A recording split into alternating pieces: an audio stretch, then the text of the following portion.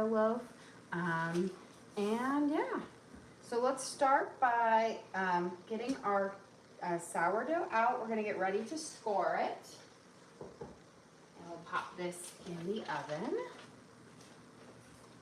So I'm gonna do my big expansion score. And then do just another little slice along. And although what was the other day, I thought about doing like a jack-o'-lantern and having it pop up just a little bit. We'll see how it goes.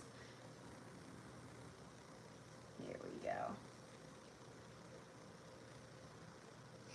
No guarantees that this is gonna turn out cute at all, but if it does, I'm a genius, guys.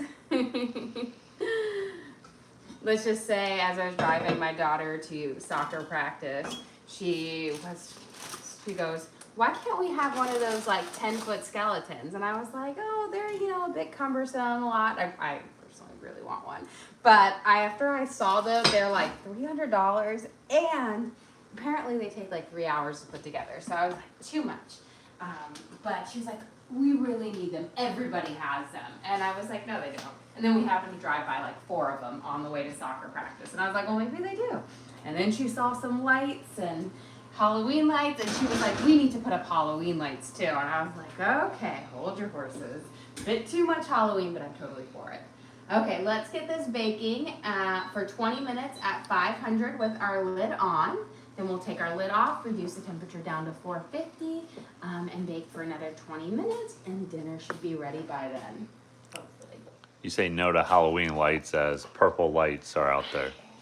Okay, their Halloween lights were pretty epic. They had like done the whole little outline of the house in like this bright purple. I feel like they should have thrown in some green and the orange, but that's me, not everybody's like me. One day I'm gonna convince my husband to do it. And the way I do that is I just show up with it and I say, I got this great idea. Hence all of my Halloween decorations, and it's chaos here. It's like every year at Halloween or at Christmas time, I go to like Home Depot or Lowe's, and without my husband. I make sure it's without my husband so I can come home with a new lawn decoration because it's very needed. Okay, so we're gonna start off with about 2 cups of flour here. We're gonna make our seasoned dredge for our chicken because we're gonna do kind of a Parmesan panko crusted chicken to go for our chicken parm. I'm gonna do my chicken parm in kind of a creamier sauce for it, so a little twist on it. And our breading, we're gonna put Parmesan in it as well as panko to get extra crunch. We're gonna stick with some basic kind of Italian seasonings for our dredge. So I have some dried oregano. You have a question? How were the fluffernutters? Oh my goodness, they were so good. I had to put them away. But I think we're down to 1 batch, and I made 2 whole batches. And my second batch turned out better because I took the care to make sure to fold up the edges a little bit more. But they were so good, and Evie came home and she was like, these are so good. And then Torin, who's not a big fan of peanut butter cookies, and I was just like, just try them. He ate 2 of them, so that was a win. They were really, really good. The mixture of the brown sugar and the peanut butter and that salt, just perfect. Okay, we put in about 1.5 tablespoons of dried oregano. We're gonna put in about 1 tablespoon of dried basil. We really want these Italian spices to kind of pop through. We're gonna put in about 1 teaspoon of pepper.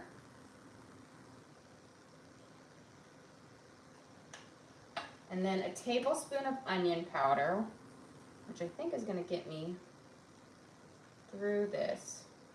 Yeah, we're just gonna put it all in. You have a question? What's your family's favorite meal? My family's favorite meal is ravioli, which I was gonna make this weekend, and then all of a sudden my 2 older children bailed on me, so I was like, I can't make it, because then I would be a mutiny in here. But they love it when I make my homemade ravioli. We're gonna put in about 1.5 tablespoons of garlic salt. So here is our really seasoned up dredge for it. I'm gonna grab a fork to give it a little stir. Oh, and let me pop.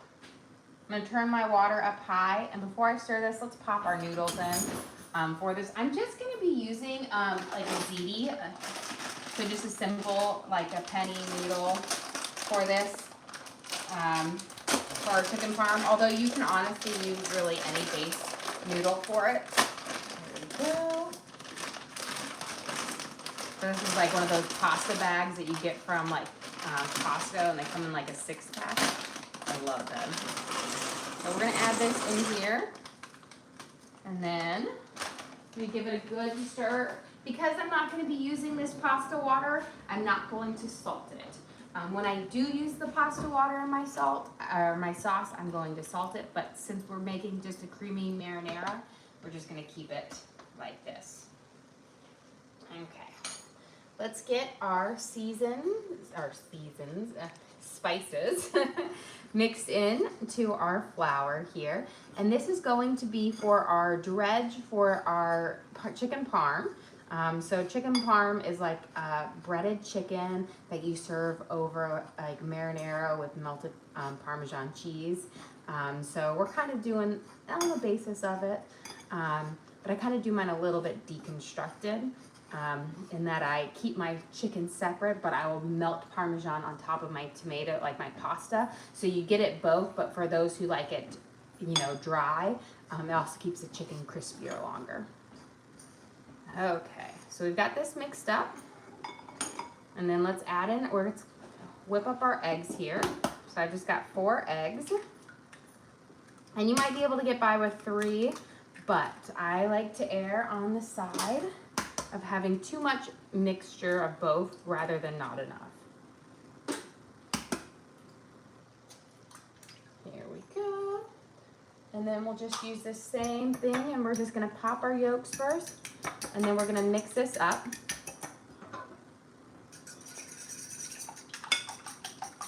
And just you wanna make sure you whisk it until you have no big long stringy egg whites, because you don't want those to pull up into your breading or when you're doing that. Yeah, question. What happened to the egg delivery truck?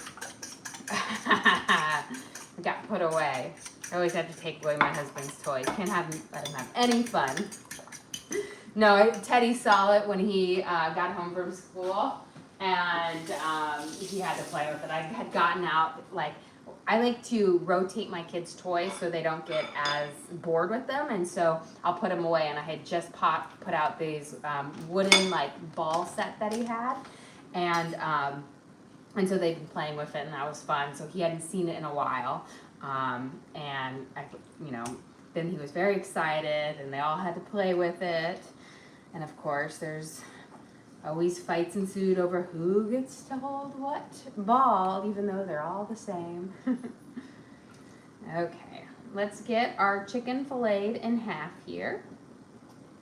And this is so that when we fry it up, it will be thinner and it will cook through more evenly. When you are trying to cut it, cut against the grain as much as possible. That's going to give you a more shaggy look like this, but it's going to make it more tender. So you see how we've kind of got a shag to it?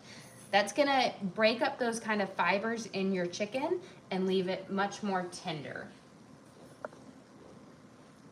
Here we go.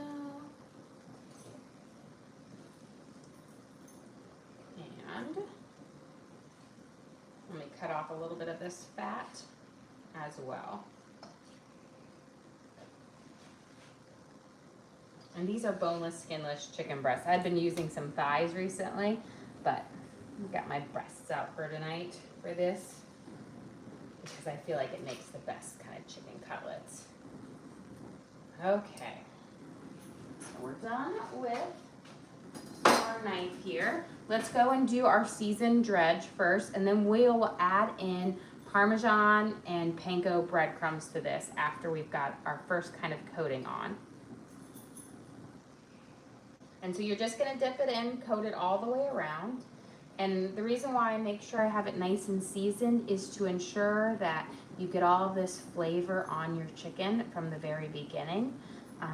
Some people will just do it in regular flour, but if you season it up now, you're gonna have extra flavor, and that's the key, because you don't wanna do the work and have it be bland. So we're just gonna coat it up. And then the trick is just use one hand to do all of this. That way you have a free, clean hand to, you know, open up some of the other stuff and manipulate things. There we go. And coat these up. Also, I find, you know, this was just 4 big chicken breasts, and by filleting them in half, it really allows your protein to go farther, and you still get a really great serving of chicken. I find that the chicken breasts, most of the time when you get them, they're so huge, they easily can feed 2 people. Okay, let me get a quick stir over here. This is, again, why you keep one hand clean. We're going to stir. You just want to make sure you stir so you don't have any of those noodles stick to the bottom of your pan. Okay, now, using our clean hand, we're going to add in our panko breadcrumbs. We're going to add in about 3/4 of a cup. And then we're going to add in some Parmesan cheese. Got to get creative here, guys. There we go. I think that should be enough. That looks like about 1/2 cup of it. I have extra in case I need it, but I think this should be good. And then I'm just going to toss our cheese and our panko breadcrumbs into here. And then we're going to be ready to do our final little kind of dredging up here. So we've got our good seasoned mixture for it. So we're going to get through, and we're going to go into our egg. And you see how it really sticks on to the chicken because of that flour? That's the key to making sure you get this lovely, nice, breaded, crunchy chicken. If you just try to go straight with egg to, you know, your final crunch layer, you know, it's not going to stick. That egg is going to slide right off your chicken. So into it, and that essentially is that egg mixture just binds with that flour and creates like an edible glue that holds all of this stuff on. Here we go. And I will say, the fun thing about breading and stuff like that, it's a basic skill that you can change up the spices, change up the protein, and use it for a lot of different meals. And that's what I think my kids really like it, because it's, you know, this is like a grown-up version of like chicken nuggets or whatnot, but they really enjoy it, especially like the different flavors that you can do with it. There we go. Can you go over the spices and the flour one more time? Yes. So I started off with 2 cups of flour, and then we added in about 1.5 tablespoons of dried oregano, 1 tablespoon of dried basil, about 1 tablespoon of onion powder, 1.5 tablespoons of garlic salt, and 1 teaspoon of black pepper. And then after we did all of our dredging in it in our first layer, and then we added in some seasoned panko breadcrumbs and Parmesan cheese. So we have lots of just kind of nice Italian flavors that will just go well with this chicken parm. You have a question? Would this work well for chicken burgers? You could make a patty and fry it up with it, so you could definitely do it with it. But I would have to say I feel like chicken breasts are gonna give you a nicer end texture. But you could definitely bread a chicken burger to make it, you know, like to make a fried chicken patty, and it would work for it. But I still think chicken is gonna give you that better texture. Because with the chicken, fried chicken or like ground chicken, there's a bit of moisture in it. So that can, when you're frying it up, it could lead to a soggier crumb. There we go. But you don't have to just use chicken. This also works great for fish, pork tenderloin, chuck steak. You know, it's a great simple breading method that you can change up the flavors with whatever your, you know, protein you're pairing it with. Here we go. So we'll get down to our last one after this. And you see how we have a good amount left over, but on the opposite is you don't want to be so low that it struggles for you to kind of coat everything up. Here we go. So we've got our thing, and again, this is why I leave one hand clean to do this so that I can manipulate and work with this. Okay. Let's get this in here. Get my hands scrubbed up real quick. And here we go.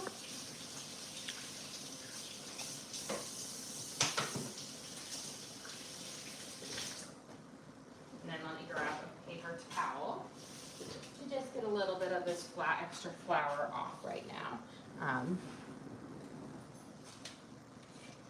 Here we go.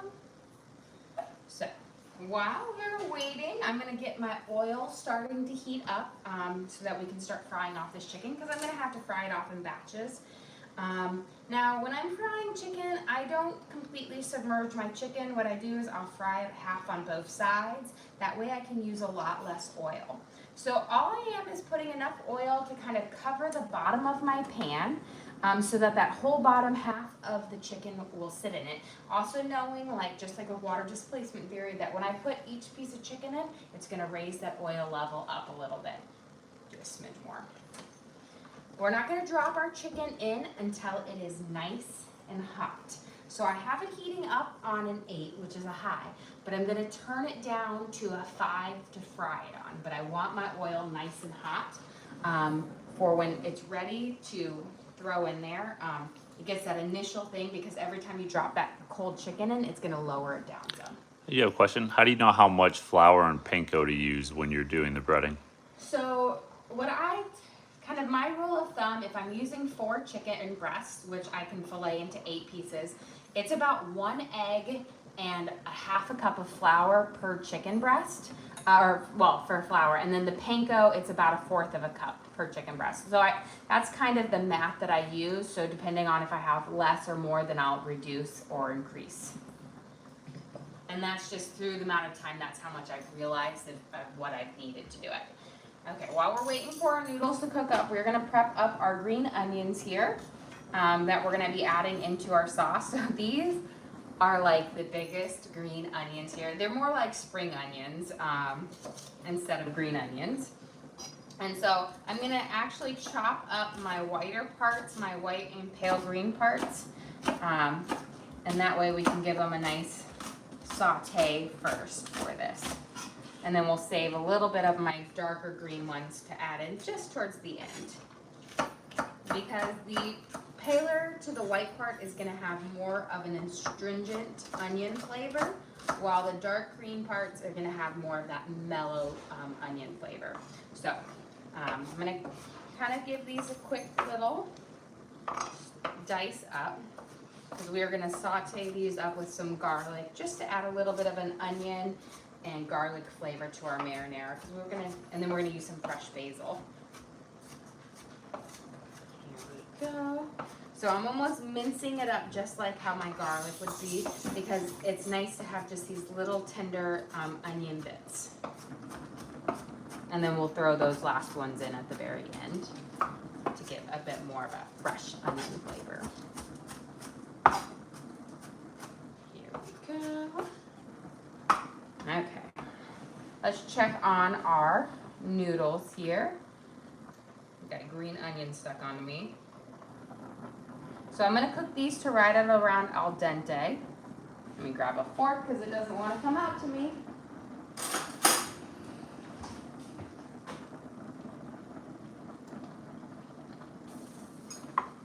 Just about. So we'll get these strained, and that way we can start working on our sauce here in just a second. So let me grab my little colander here. Actually, I can just use this one because I'm using my small pot today. Now with these, you don't have to, I'm going to dump them out, strain them, and then we'll just let them rest. We don't need to toss them with oil or anything like that, because we're going to be putting them back into our sauce. Your number one question, do you have a cookbook? I do not have a cookbook. I get asked that a lot, and that's on my future things to tackle. this year. But I do post all of our streams to the link on our page so everybody can recreate our recipes from watching that. And for my members, I post about 3 recipe cards a week for them based on the recipes we cook during that week, the 3 most popular ones. Okay, let's check our oil. We're just gonna put a nice little drop in. Apparently I didn't put a drop in. You just want a little drop to test and see if it sizzles right away. So it didn't quite sizzle right away, which means it needs just a smidge more time, and then we're gonna turn it down. But while we're waiting, I'll get my tongs and we'll get ready to pop these in. And let's not forget, here. And it looks like it's sizzling now. It doesn't take long, so I'm gonna turn my heat down to a 5. And that's what we're gonna fry it on. So you heat it up to at a high, and then you turn it down when you're about to drop your chicken in. Because you want it to be a little bit hotter than your cooking temperature, because once we put this chicken in, the chicken is cold. It's going to lower your temperature of your oil just a little bit. And you wanna make sure that it stays hot to give you a nice crispy edge, but without getting cold, because that, if you fry in cold oil or it's cooler, you're not gonna get that nice crisp on it. So really important to make sure it's hot to start with. Let me grab my olive oil right here. Let's start sauteing up some of our stuff. I'm gonna rotate this. We're gonna add, since this is a big pan, I'm gonna add in about 2 tablespoons of olive oil. But let's go check on our sourdough first. So I'm not gonna turn that on yet until we come back. But it is time for us to take the lid off of our sourdough and check out its progress. Okay. This is where you always know when it's going to be a good loaf or not. Because if you get your pop. Okay, so we had it cooking at 500 for 20 minutes. And looks like we got a semi-pop. I guess my base thing didn't go as well, but it'll still pop a little bit. Okay, we're gonna pop this in here at 450. You have a question? For those that aren't getting notifications, any update on when you're gonna start a weekly schedule? I'm trying to get that figured out. I have to first become the master of schedules. Once I know, we're supposed to be getting my daughter's soccer schedule, practice schedule, which will come out, but this next couple of weeks we have districts, regionals, and then hopefully state for soccer. And so those are going to be, I don't know what those game schedules are, but once we have an actual good routine schedule, I know, then we can start doing it by, at least week by week of, for at least a couple times, I always say, my kids keep me flexible. Today I was thinking, I'm like, oh, maybe soccer will get canceled because we had storms, and then the sun just came out for like the perfect 2 hours for Evie's soccer practice, which I'm glad she got it in. But if it ever is to be canceled, if it could be canceled on a Monday, that's great, because Monday is when I have to drive 45 minutes to an hour to her soccer practice location. So I'm always just like, oh, please let the rain cancel it, because if the rain cancels it, it's okay. But we're going to be working on it. But I added in my green onions in here with about a tablespoon of olive oil. So we're going to let these saute up just a little bit. And once we get kind of a nice browning on it, then we're going to add in our garlic. These green onions that I'm chopping up right now, we're going to throw in towards the end. They're the darker green. You don't want to put these in now, because they'll wilt and they'll lose their flavor. So to really get that nice, bright, happy onion flavor, we're going to add it in towards the end. So I have that. I'm going to slide this out of the way so you guys have a good view. And then I have some fresh basil that we're going to be using as well. Let me turn this down to about a 4 now. And get that going. So since I minced up my green onions pretty small, you just have to keep a pretty close eye on them because the smaller your little veggie pieces are, the quicker they can go from being perfectly crispy to overcooked. That's why I always say when you add your garlic in to really pay attention because that garlic can get overcooked pretty fast as well. You have a question? How long do you cook the chicken on each side? I cook the chicken on each side, I want to say give or take like 4 or so minutes. What I'm actually looking more for is a visual cue. When I start to see a nice, really like a slightly darker brown golden edges around it, that's when I'm gonna know it's ready because I'm cooking these a pretty constant temperature of around a medium. Then it should cook up evenly around that same time. So as long as you heated your oil up correctly and whatnot, your visual cues are going to let you know when it is. And the trick with cooking or frying is don't do super high oil heat.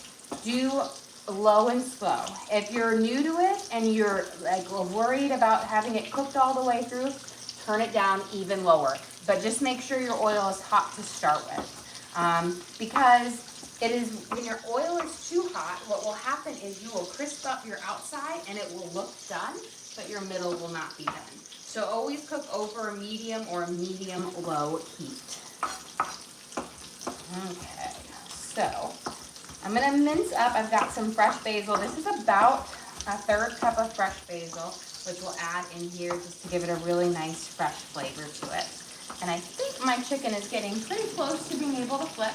So I'm actually gonna grab out my fish spatula here. And let me grab another set of tongs.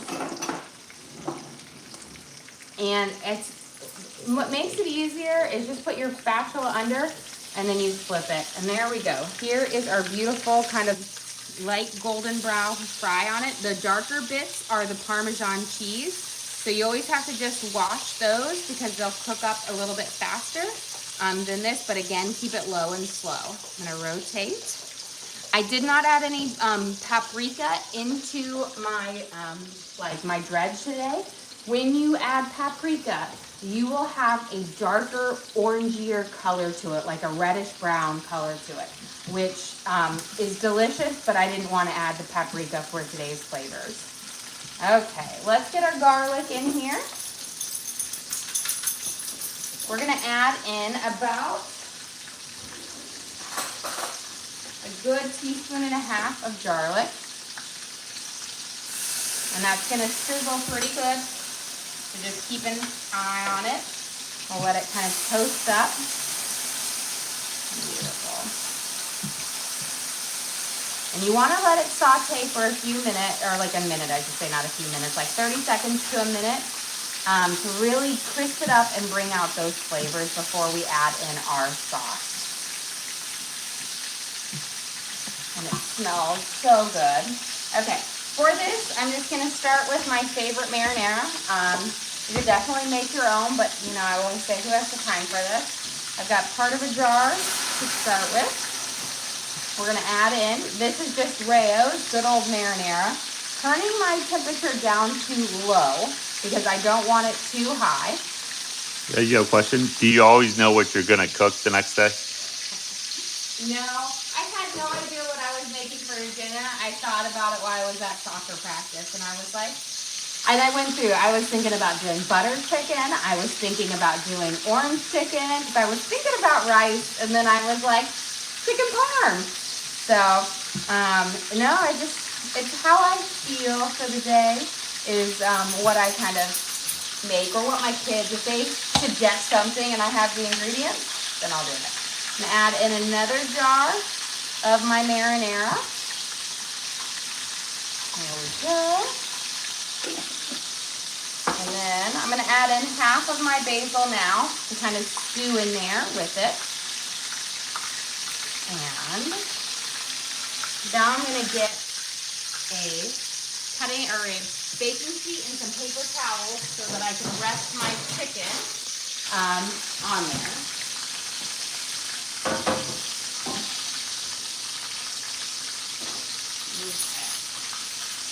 You have quite a few requests for butter chicken.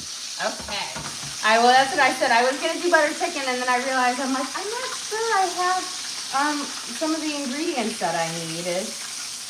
Let's see. Doing a nice checking on them.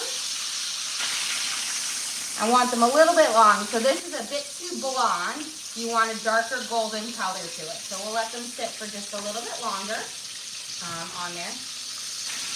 Also, I will say, if you learn your stove, I have found that my stove has hot spots. So it's always hotter right here. So I make sure that when I'm frying, I kind of rotate my pan so that the same piece of chicken is not frying in the same spot. Okay. We've got our things. I'm going to put in a little bit of our cream now. Because I said I was going to do kind of a creamier, almost like a vodka sauce for our chicken parm. Because we had spaghetti and meatballs, I feel like, not that long ago. So I want to change it up just a little bit. You don't need a whole lot of cream to get that creaminess to your pasta.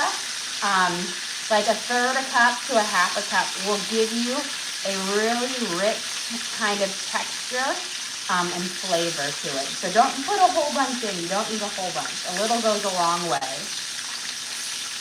But it's going to give you just a richer, delicious sauce. And I think it pairs really well with adding the fresh basil and the green onions. Okay, let's check these chicken out now. Much better. So we got this nice golden thing. Now when we put it on our paper towel, you want to put that grease side down so that you end with a nice crispy chicken. If you put the grease side up, that grease will sit there and it will make your breading soggy instead of crispy. You have a request to go over the seasonings for the chicken? Yes. So for the chicken, we started out with 2 cups of all-purpose flour. Then we added in a tablespoon and a half of dried oregano, a tablespoon of basil, a tablespoon of onion powder, and a tablespoon and a half of garlic salt, and a teaspoon of black pepper. That was our initial dredge. You mix all of that up, and then you coat the chicken in it, the first one. Then after you've got all of your chicken dredged once, then you are going to add in about 3/4 a cup of panko breadcrumbs and a half a cup of Parmesan cheese. And that's going to give you your lovely bread, and then you'll put it through the egg wash and into that to create your chicken. Let me get a spoon. I want to test this out. We'll let it simmer here for just a second. Beautiful. So I have it on low, and we're going to let it simmer. And while that's simmering, and I don't think I'm going to have another jar of marinara, but I don't think I'm going to need it. We're going to put our noodles here in just a second and let it soak, and then we're going to cover it with some cheese, but I want that to warm up. But while we're waiting, I'm going to slice up some strawberries for dinner tonight. Let me turn this up. Smidge, perfect. You give these a quick rinse.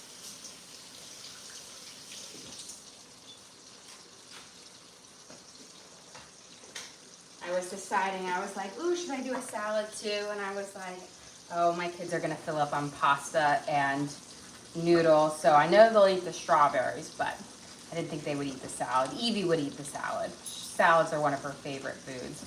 She actually requests me to put a salad in her lunch half the time. And I'm just like, you are one crazy kid. I mean, I love salads. I think the reason that she loves salads is when she was little, she used to always steal, we'd go to the pool and she would steal my salad, like off of my things. And I also feel like she is a great lover of strong flavors because she was on a feeding tube for 6 months. And so everything was in the feeding tube. And so now she loves like wasabi and lemons and limes, just extreme flavors. Are you going to be posting this recipe? We will upload our video to the link on our page, so you can always watch and recreate along with us for our recipes. That's kind of the best way to watch and see them. But for our members, each week we do post 3 of our recipe cards that we have. out there. And so I think this last week we just posted what were our recipes we had. Oh, our brown sugar Pop-Tart. I had my pumpkin risotto and pumpkin scones. So we had a full-on pumpkin kind of fest. Okay, let me grab a little bit more. Let's give this a stir. I have a few more. I'm going to rotate this again just a little bit. I'm going to start putting my noodles in here to kind of coat up for this. So don't worry if your noodles are stuck together like you made a sandcastle. This is going to, as soon as it touches the sauce, they're going to break apart. So that's what I always say. Don't coat them with oil because that's going to prevent the sauce from really seeping into your noodles and giving them a great flavor. So we'll coat them up here. Just really nice and lovely. And just once they start getting the sauce, they'll break apart. There we go. And that's what I always feel like, you know, growing up in the 90s, you would make spaghetti and you'd serve them separately. You'd have your sauce in one thing and you'd have your noodles, and you always put butter or olive oil on your noodles to prevent them from sticking together. Well, I find I don't ever serve my pasta separate. I mix it into the sauce so that even the next day your pasta will be so delicious because it will have time, it has time to sink in and to really flavor your noodles. And as long, you know, and your sauce shouldn't be so runny that it's gonna make it like soggy. That's why you wanna cook it to a perfect like al dente or just a smidge before if you have a lighter, thinner sauce. Okay, there we go. So I've got my, kind of my sauce here. Let me check my chicken. We'll see how it looks. You have a question, how much pasta did you use? I used one bag, not quite. This is a very blonde fry, so we want to let it cook a little bit longer.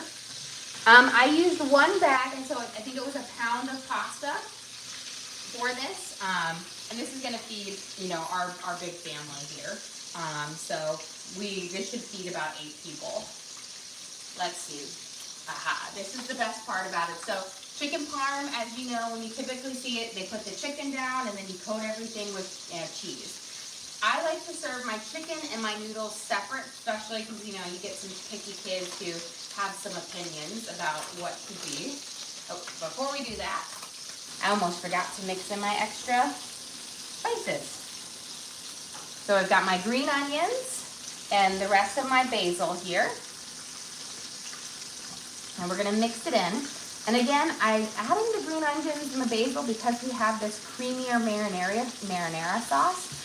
And I think it just adds a lot more flavor to it because it kind of takes away from it just being a marinara sauce. There we go. And just kind of coat it around. Beautiful. And now I'm just gonna flatten it all out. And again, I have my temperature on very low. You don't need it too high. And now we're gonna sprinkle over our cheese. Here we go. So I've got mozzarella, and you want to use a good, like, high quality mozzarella for the best melting point. I love Tillamook, but really anyone that like is a like a whole milk mozzarella versus a part skim works a little bit better. And then of course we are going to top this with our Parmesan cheese as well. And then we're gonna go and pop this in the oven. And just right underneath our bread that's baking to get this cheese to melt up. And it doesn't need long to melt up and get bubbly. It should be able to come out in just a few minutes. Let's see, I'm gonna check. Okay, I'm gonna rotate this and then let's go pop this in the oven.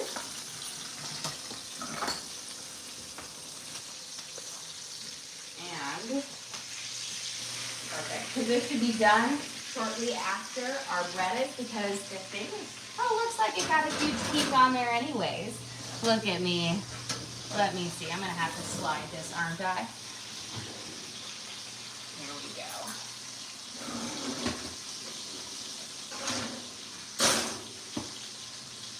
There we go. Okay. Let's get our chicken flipped here. We'll finish up cutting up the second batch of my strawberries. Our bread, as you can see, is going to be done very soon. Beautiful. Here is my much more golden brown color that I was looking for. And also know when you flip it, as that grease starts to settle, it's going to turn into a darker brown. So this is kind of what they all looked like first, but if you come and look at our finished product right here, it is more golden brown. So as it sits, it gets a little bit more darker as it cools. So don't keep cooking it to a certain thing, because when you do, it will be a little bit darker at the end. Okay. Let's get our second. I have another half batch of strawberries.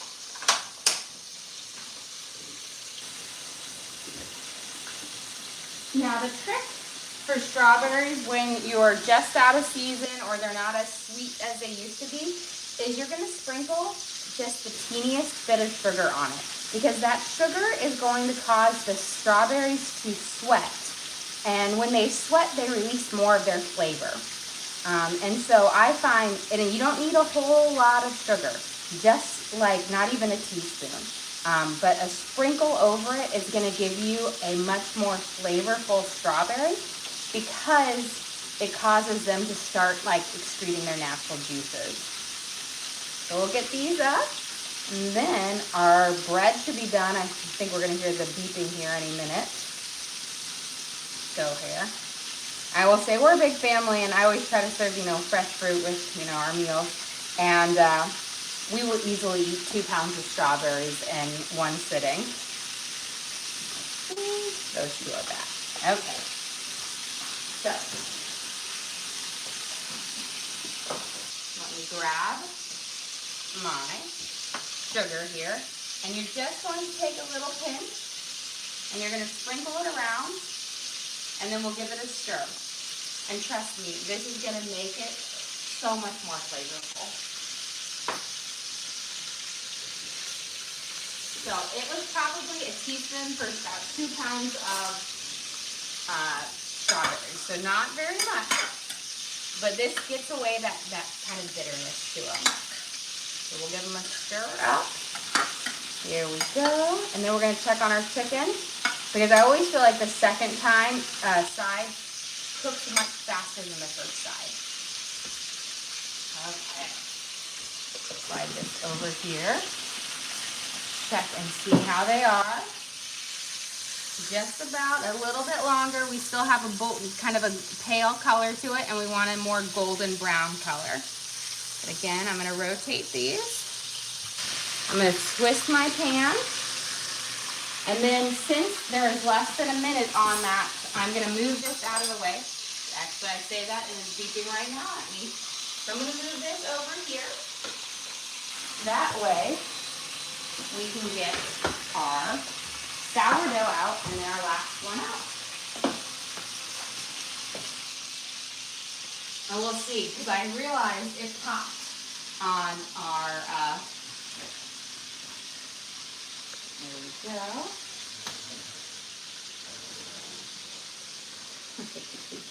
This thing is hilarious. Oh.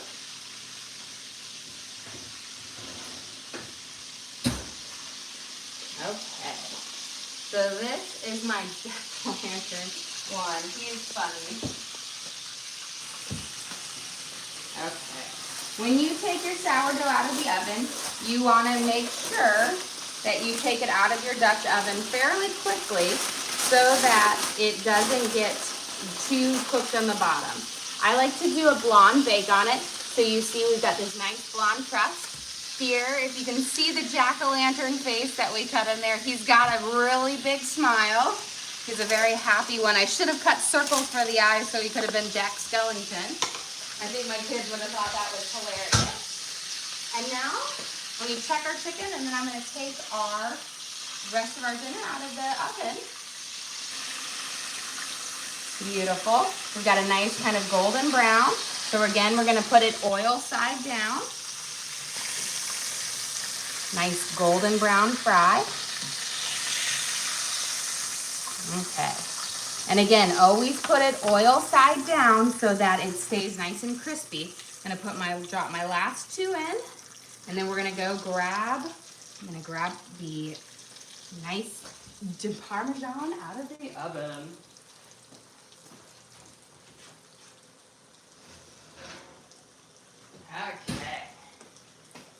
here, we've got our chicken, well, not our chicken parm, but we have our chicken there. But here is our creamy Parmesan, like marinara pasta that we'll have for our chicken parm. Okay.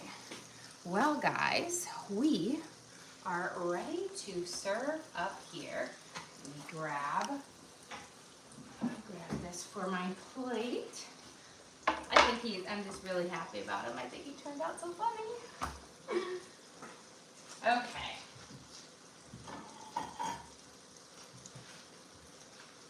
So, for dinner tonight, I'm gonna grab, let's grab my shovel here, because you're never complete without, oh, that is hot. Where is my, I always forget when those things come out of the oven. Okay, let's grab. So this is our creamy marinara sauce with our cheese. Look at that lovely cheese pull melted on top. So we're gonna do a nice big scoop of this on here. Remember, we have mozzarella and Parmesan cheese melted on top here. And just look at all of that delicious cheese pull. We made a creamy marinara sauce, and we're gonna serve it with our Parmesan crusted Italian chicken, where we seasoned it with oregano and basil, Parmesan cheese, panko breadcrumbs, onion powder, garlic salt, and fried it until it was nice and crispy. So just a really delicious but simple meal. We'll serve it up with our slice of our smiling jack-o'-lantern sourdough bread and some fresh strawberries. Well, guys, thank you so much for joining us here. Don't forget to like and subscribe. I try to do live cooking shows every single day, kind of show you what we're making for our family and hopefully teach you guys something along the way. Again, we do upload all of our videos to our link on our page, so if you ever want to recreate any of these recipes at home, you can go to that link, search for what we made, and you can watch and cook along with us again. We also have a link to our Amazon storefront that has all of our different cooking gear and gadgets. I've got my 6-quart sauté pan, my hex pad, my cutting boards, knives, all the different gadgets I use in the kitchen. But again, thank you for